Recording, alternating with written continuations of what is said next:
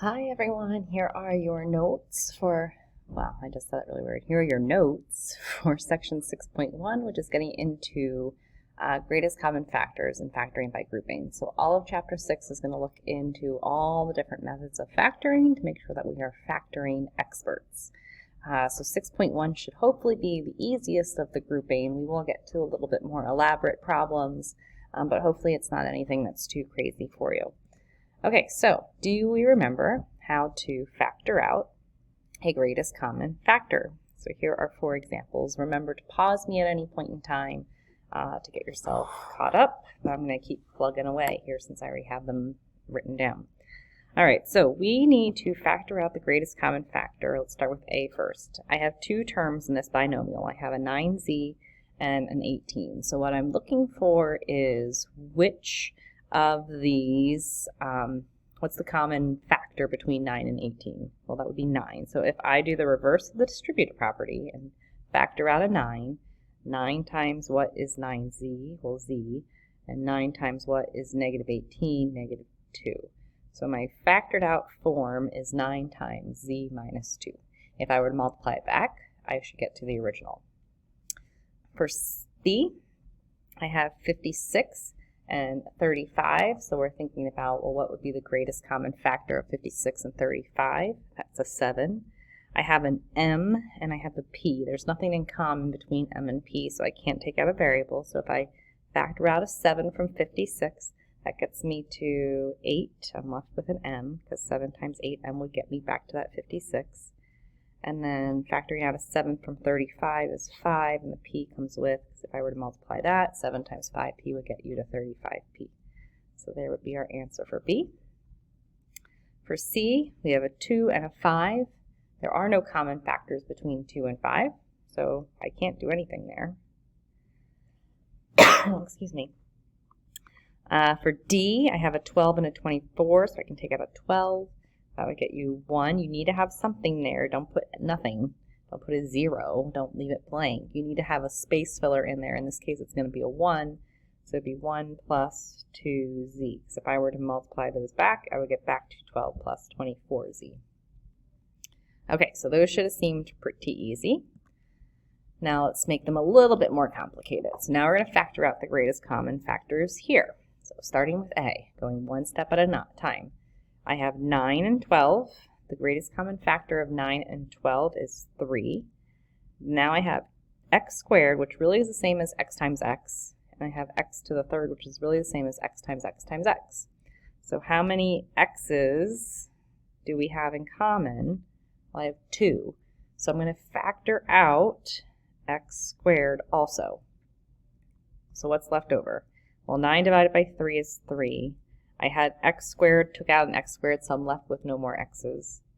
12 divided by 3 is 4. I had 3 x's, took away 2, which would leave me with 1. So my factored out form would be 3x squared times the quantity 3 plus 4x.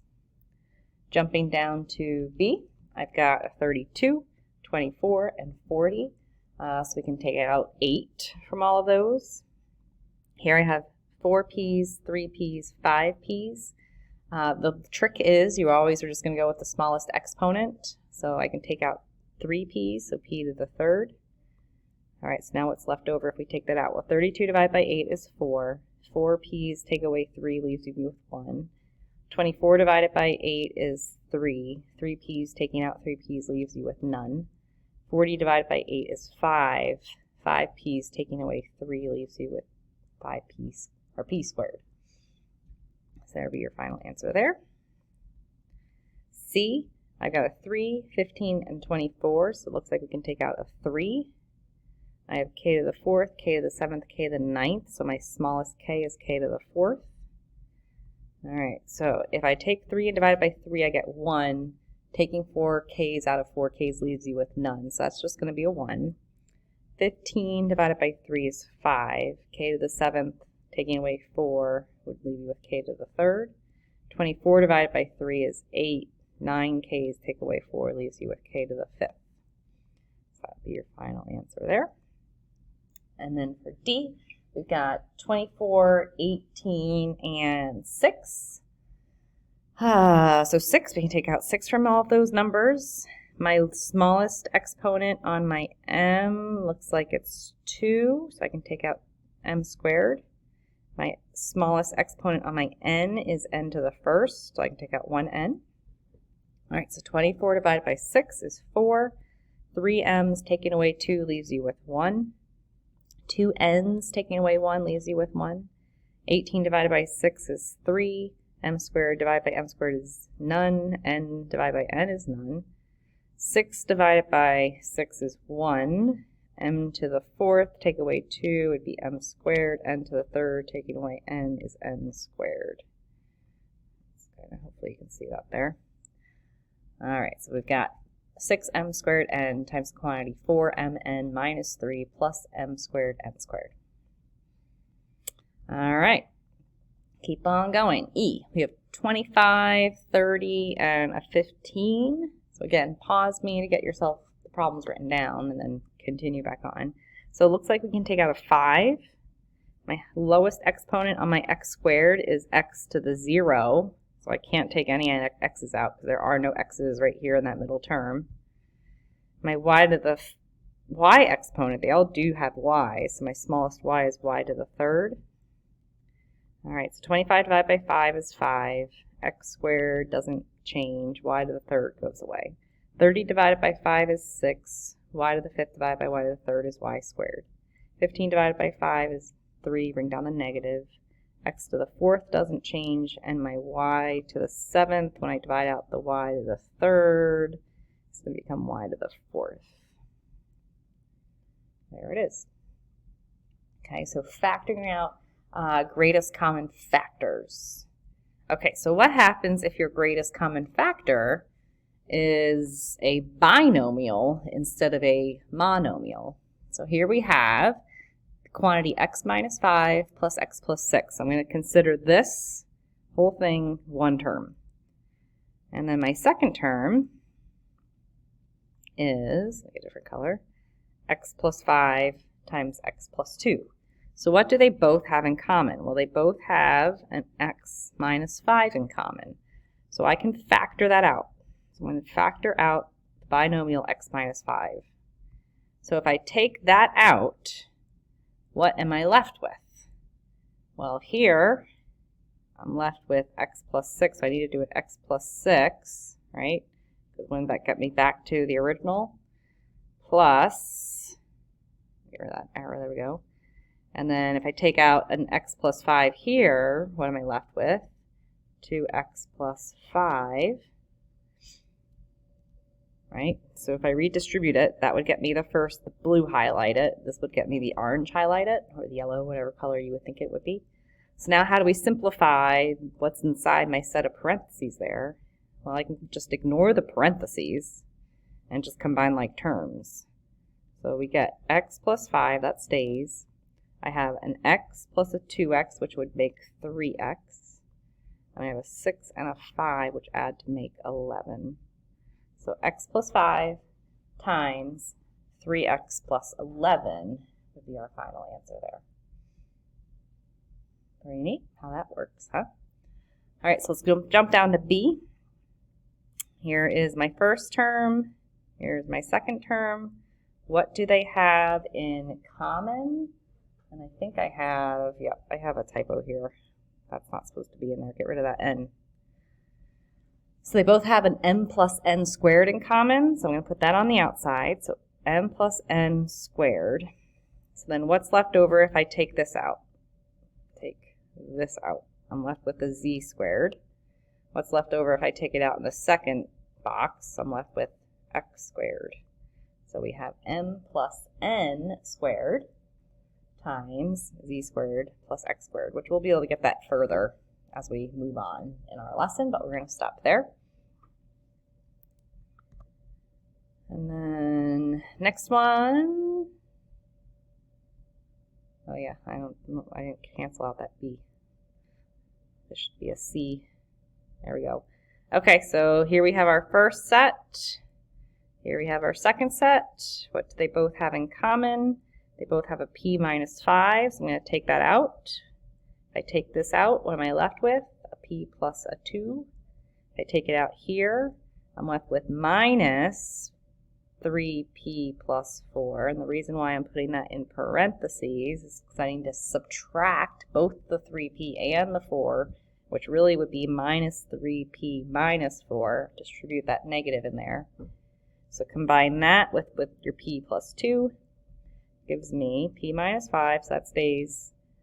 And then p minus 3p is negative 2p. 2 minus 4 is negative 2. Do I have a common factor right here? Yes, I do. What can I take out of there? I can take out a negative 2, which would become p plus 1 times p minus 5. And it's usually just best practice to put that negative 2 first. So negative 2 times p minus 5 times p plus 1 would be our final factor form by taking out all of our common factors. Okay, so a bit more tricky. Okay, so now sometimes there may be a scenario where there is a negative in the leading coefficient. Okay, it's improper practice to have that negative in front. So sometimes your greatest common factor might just be taking out a negative 1, which, oh, actually no. My greatest common factor here is taking out negative 1a, right? Because then I have an a everywhere, which would leave me to a squared plus 3a plus 5, not plus 3a minus, because I'm taking out a negative 1. So if I distribute it back, I would get negative a to the third, positive 3a squared minus 5a. So there would be our answer there. Okay, so factoring out your greatest common factor. Hopefully we kind of remember doing that. Do we remember factoring by grouping? So factoring by grouping is when you group two sets together. So you group the first two together and the last two together. And you take out a common factor. So what's the common factor of ax and ay? Would be a. What would I be left with? X minus y. What's the common factor of the second one? B. So plus b times x minus y. Now going back to what we were just doing, think about this as a chunk. Think about this as a chunk. What's in common in both of those rectangles? An x minus y. If I take out an x minus y, what am I left with? An a. If I take out the x minus y, what am I left with? Plus b. So now I just factored it by grouping. I kind of remember doing that, potentially. So let's do it again for this one. So I'm going to group the first two together, group the last two together. So I can take out a 3, which would get me to x minus y. Here, I'm going to take out a negative a because I need this to be x minus y. If I just took out a positive a, then it would stay x plus y. And now I have nothing in common, right? So I need to make that a negative a so that my signs change to that binomial right there. Okay, so now we've got here, and we've got here. What's in common? An x minus y, so I'm going to factor that out. What's left over if I take it away? 3. What's left over if I take it away? Minus a. There it be. All right, and then C. So here, if I look at my last two, do we notice how I don't have anything in common between an A and a 2B? So I probably want to do some rearranging. So I'm going to rearrange this, and you can do this. I'm going to rearrange it so that my 6ax plus my a are right next to each other, and my 12bx plus 2b are right next to each other. So I'm going to put my terms that have a's together and my terms that have b right next to each other. So now when I factor by grouping, my common factor of the first is going to be just a. So that leaves me with 6x plus 1 when I take out an a.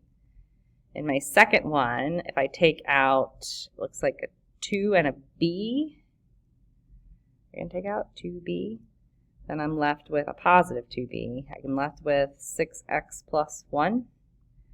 So notice in my two boxes, I want to get more red, what's in common? A 6x plus a 1. If I take it out, what am I left with? An A. If I take it out here, what am I left with? Plus 2B. So sometimes you might need to rearrange your terms if they're not finding common factors right away. Okay. So factoring by grouping, let's do one more together. And then that'll be done for your notes. Okay, so we've got p squared q squared minus 10 minus 2q squared plus p squared. So again, if you look at these last two, nothing in common happening there. So my first gut instinct is to rearrange. It doesn't matter which one you rearranged with. I'm going to move my minus 10 down there. So minus 2q squared plus 5p squared minus 10. It would work out even if I switch the order of these two also. We would be able to factor something out. Okay, so now factoring by grouping, group the first two together, group the last two together. What can I take out of the first two? It looks like a q squared. So that leaves me with p squared minus 2. What can I take out of the last two? I can take out a 5. So now I have p squared minus 2. So now in my two triangles, or not triangles, hey, rectangles, if I knew my shapes, it's like I don't teach geometry or something, and take out a p squared minus 2, what's left over? We have a q squared, and that's a positive 5, so plus 5. Okay, so factoring by grouping, factoring out a greatest common factor, factoring out a negative when your leading coefficient is negative. All right, that concludes your notes.